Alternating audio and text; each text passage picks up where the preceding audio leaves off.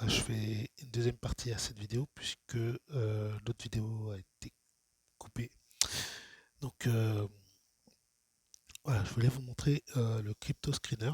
Donc voilà, moi j'ai un crypto screener que j'ai, enfin deux crypto screeners que j'ai paramétrés. Donc en fait ici on voit là les, les paires qui sont déjà en zone de surachat. Pourquoi? Parce que en fait, moi, ce qui m'intéresse, c'est d'avoir un signal de crypto qui vont rentrer en zone de surachat, et après, je scrute celles qui sont déjà en surachat. Ça me donne une idée aussi de la tendance du marché en général, en fonction de s'il y en a beaucoup ou pas. On voit à peu près où on en est au niveau du marché, et aussi avec les pourcentages. Oh là, on a un Dante USD qui a fait 100%. Waouh, énorme. Bref, c'est pas ce qui m'intéresse. Donc là, je vais me mettre en signal. Donc moi, c'est surtout les paires face au BTC qui m'intéressent, généralement, surtout quand on est dans des bonnes phases où il y a une faible dominance du Bitcoin. Donc là, on peut voir le PPT, BTC, PolyBTC, etc. Bon, voilà, c'était juste pour vous montrer que j'avais mis en place un screener. Cependant, là, je ne vais pas trop m'éterniser dessus parce que en ce moment, il n'y a pas, enfin, on n'est pas dans une bonne phase pour trader les, les altcoins. En revanche, il y a autre chose, oui, que je voulais vous montrer, toujours par rapport au Bitcoin. Voilà, donc là, on va aller sur BIM, sur le site Bitcoin Economics. Et donc, vous vous rappelez, donc je vous avais déjà montré ça. Donc ce graphique, donc qui représente donc les phases du Bitcoin, en fait les phases de vente, d'achat et de consolidation. Donc en vert, on a les phases de vente, d'achat, pardon, les phases où il faut acheter du Bitcoin. En rouge, les phases où il faut vendre, et en gris, les phases où il faut faire de la conservation de crypto, enfin de Bitcoin. Donc on va zoomer.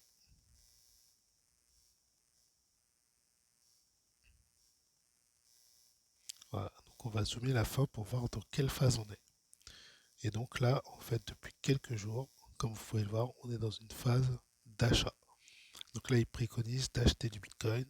Certainement qu'il y a une hausse qui va se manifester. Voilà. Donc ça, c'est. Après, je peux pas vous dire comment est calculé exactement euh, cet indicateur. C'est certainement précisé euh, sur le site, hein, parce qu'il me semble que normalement tous les indicateurs sont décrits, mais là, j'ai pas regardé avant de faire la vidéo et j'ai pas en tête ce genre d'informations. Donc après, il suffit d'aller là, dans les charts, et normalement, vous retrouverez le BIM, et voilà, il est là. Et voilà, donc là, vous avez les zones, comme ça. Donc c'est là qu'ils vous décrivent en fait l'indicateur, qui vous disent qu'en gris, c'est les zones de conservation, en rose, en rouge, les zones de vente, et en vert, les zones d'achat. Voilà, et après, vous avez aussi les explications. Donc en dessous, ici, vous pouvez cliquer sur Read More et vous aurez tous les détails de cet indicateur. Voilà, donc pour la crypto, je termine là. Alors maintenant, donc je vais passer au crypto, non, au, au marché des actions. Donc j'ai un stock screener, donc j'ai paramétré un screener pour les actions. Alors lui, pourquoi? Parce que en fait d'habitude en fait je trade plus sur les marchés en tendance, sur, sur, donc sur le marché des actions. Là je vous l'avais dit, le soir je suis un peu fatigué, j'ai un peu de mal quand je fais des vidéos tard le soir, c'est un peu plus difficile. Alors je vais aller sur Alors, ouais, c'est pas, je vais rester là. Je vais vous montrer donc le indice US, le S&P 500, l'indice de référence, généralement pour les gens qui traitent les marchés. Donc je vais inhiber cette stratégie. Clac, voilà. Donc là, en fait, on a eu une forte chute, un peu comme sur comme sur le Bitcoin, hein, avec donc la crise sanitaire. Donc là, clairement, on était. Donc moi aussi, je suis sorti assez haut sur certaines stratégies.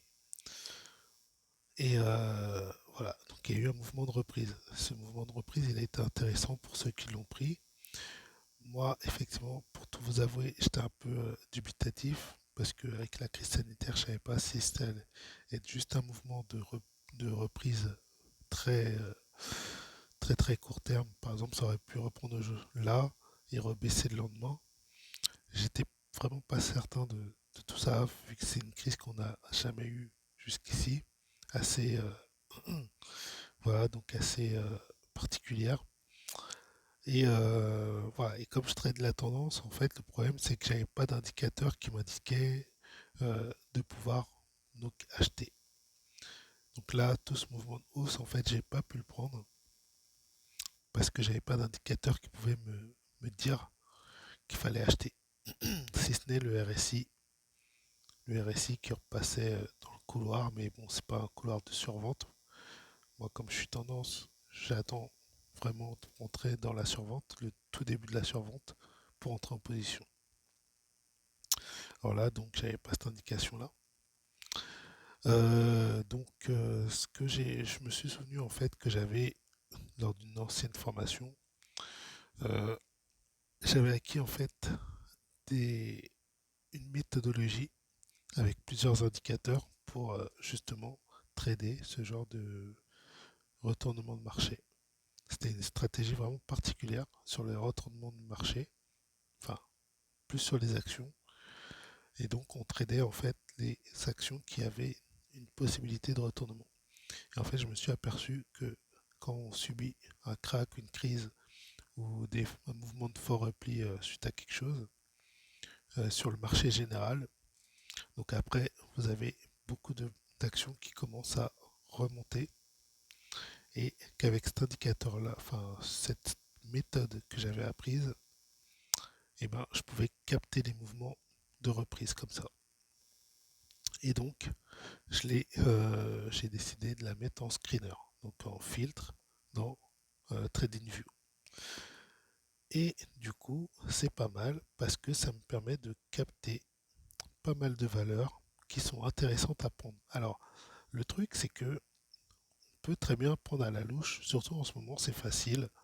Voilà, je vais chercher Total, par exemple, l'action Total, et là, je vois qu'elle a bien repris. Donc là, je vais me dire, ah super, elle a repris et je prends maintenant. Sauf que qui dit que maintenant c'est le bon moment? Certainement pas. Ça se trouve, c'est pas le bon moment. Pourquoi? Parce qu'en plus, au niveau du marché en ce moment, effectivement, on a une reprise, mais il ne faut pas oublier qu'on est dans une crise sanitaire. Et la crise sanitaire, elle est loin d'être finie, puisqu'on a même pas, en France, on n'a pas atteint le pic. On ne sait pas encore. Enfin, non, on n'a pas atteint le pic.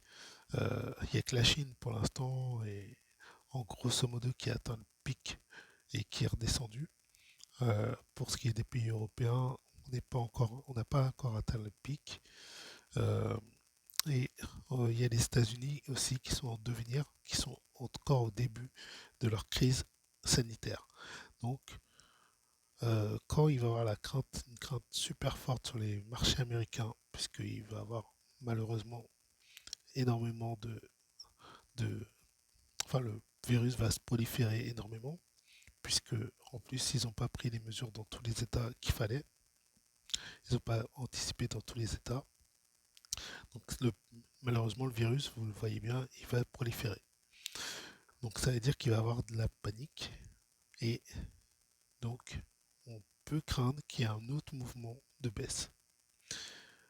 Donc voilà, donc je pense qu'il y a des actions qui vont encore baisser Et vu que les marchés américains lead le marché des actions, je pense qu'il y a pas mal de enfin, en tout cas, il est possible qu'il y ait une rechute. Et donc, pour moi, en fait, je me dis, là, globalement, pour investir à n'importe comment à la louche, c'est trop tard. Fallait le faire vraiment dans les premiers jours de reprise. Euh, Moi, je m'étais questionné, franchement, les deux, trois premiers jours de reprise, et j'ai décidé de ne pas prendre parce que je craignais justement qu'il y ait,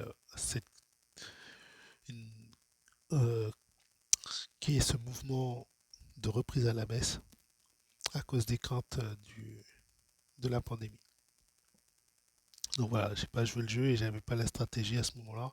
Enfin, je n'avais pas pensé à cette stratégie à ce moment-là. Voilà, donc là, par exemple, je vais prendre FDJ qui a été introduit en bourse il n'y a pas si longtemps et donc tout le monde doit à peu près connaître. Voilà, donc FDJ a repris aussi depuis quelques jours. Ils n'ont pas énormément baissé, je trouve, au niveau graphique, comparé à certaines valeurs. Alors là, je ne vais pas prendre les mesures, mais bon, il y a des valeurs qui ont fait des moins 70%, etc. Là, on voit qu'il y a une belle reprise, mais que c'est déjà en train de rebaisser sur FDJ. Il y avait quoi que j'avais conseillé à quelques personnes? Il y avait Tesla. Ouais, en fait, j'avais eu des discussions avec quelques personnes qui aiment la bourse et on discutait des actions qui pouvaient être assez intéressantes. Donc moi, je regardais graphiquement. Il y avait Tesla. Bon, là, on voit que ces derniers jours, il a commencé à redescendre. Bref, il y en a d'autres. Là, ce que je vais faire, c'est que je vais aller sur mon stock screener. Et pareil pour les actions. Donc moi, j'ai... hop, donc j'ai... bon, je l'ai appelé ça comme ça, parce que ça, c'était le nom de mon mentor pour cette stratégie. Donc ça, c'est des actions qui sont déjà, euh, qui ont déjà franchi le signal en fait. C'est-à-dire qu'elles sont déjà dans la condition de hausse. C'est un peu chiant puisque je suis pas sur la version PC. Je vais essayer de me mettre sur la version ordinateur. Voilà. Je pense que ce sera un peu plus pratique.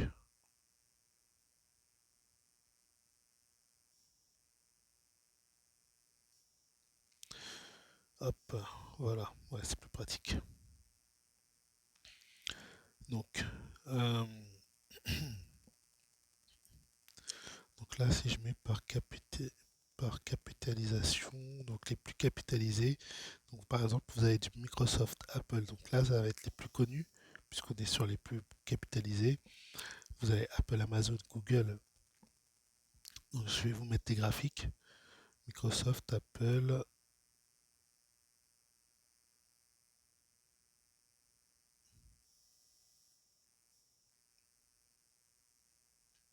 euh, non, c'est pas ici que je vais vous mettre des graphiques, pardon.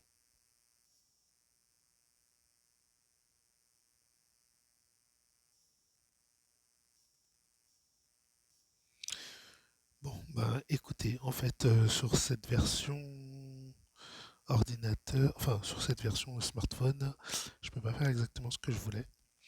Donc là, du coup, je peux pas vous montrer vraiment le graphique sur Microsoft. Par contre, j'ai Google, j'avais préenregistré AMD Google, donc je vais vous montrer. Donc pour AMD, par exemple, c'était un signal, enfin une action qui était aussi déjà euh, depuis un moment dans le signal, enfin qui était déjà dans cette méthode, donc qui a déjà bien monté depuis un moment. Voilà, donc là on voit qu'elle est bien montée. Et je vais vous montrer pour Google.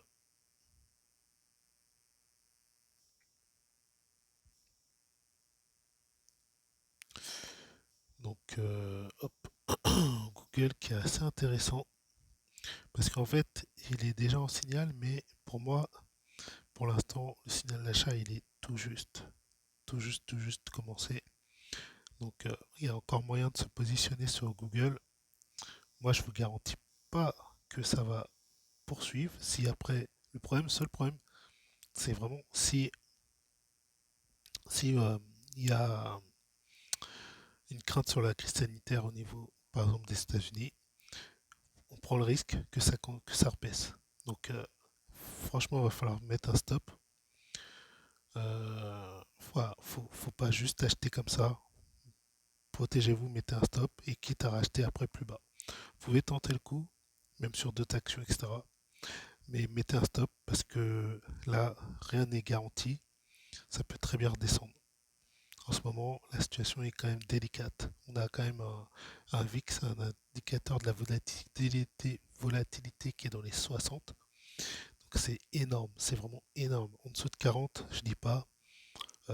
Effectivement, ça pourrait commencer à devenir plus stable, mais 60, non, c'est pas normal.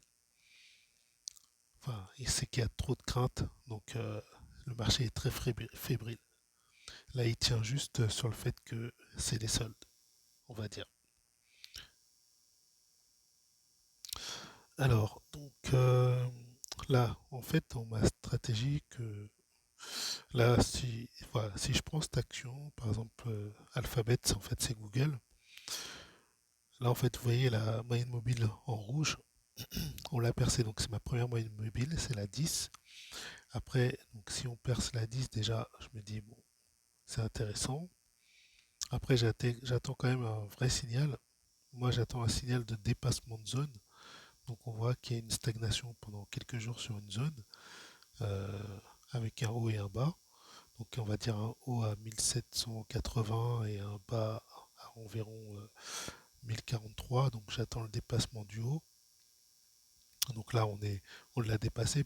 Enfin, en fait, le plus haut, il aurait même été à 1150. Allez, on va dire à 1150. Donc, depuis 1150, on est acheteur.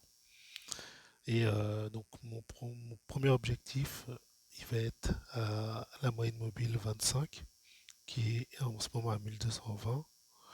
Donc après, ça va descendre dans le temps, mais une fois qu'il va aller rejoindre cette moyenne mobile, moi ce que je vais faire, c'est que je vais mettre mon stop, je vais le remonter à mon niveau d'achat.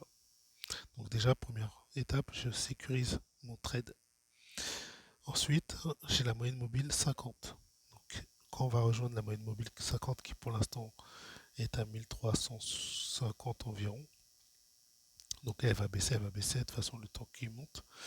Donc si jamais il y va, là on a un deuxième objectif qui est atteint.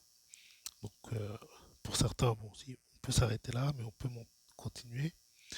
Et ça dépendra après de la moyenne mobile 100 où elle se situera. Donc normalement je clôturerai sur la moyenne mobile 100. Bien que je peux laisser reporter, mais bon, je pense que déjà on sera bien remonté. Et voilà. Donc j'aurais chopé quand même j'aurais fait une belle performance déjà rien que sur ce trade si ça se passe comme ça. Voilà, bon, je referai une vidéo plus explicite, enfin mieux expliquée, etc. Là, c'était vraiment pour vous montrer vite fait ce que je faisais sur les actions. Je ferai une meilleure vidéo que j'espère pouvoir faire sur PC parce que là, le son il sortait mal quand j'essayais sur le PC, c'est pour ça. Et voilà. Donc, et puis j'essaierai de la faire en pleine journée, comme ça je serai plus en forme et j'alignerai mieux mes mots. Allez, j'arrête cette vidéo ici. Merci de m'avoir écouté. À la prochaine.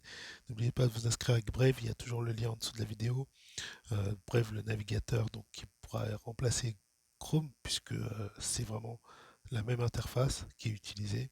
Simplement, l'avantage de Brave, c'est que vous pouvez toucher de l'argent. Et d'ailleurs, je vous montrerai sur mon PC que j'ai déjà dépassé les 1 $. Donc en une dizaine de jours, je crois à peu près. Allez, enfin peut-être une quinzaine. Allez, ciao.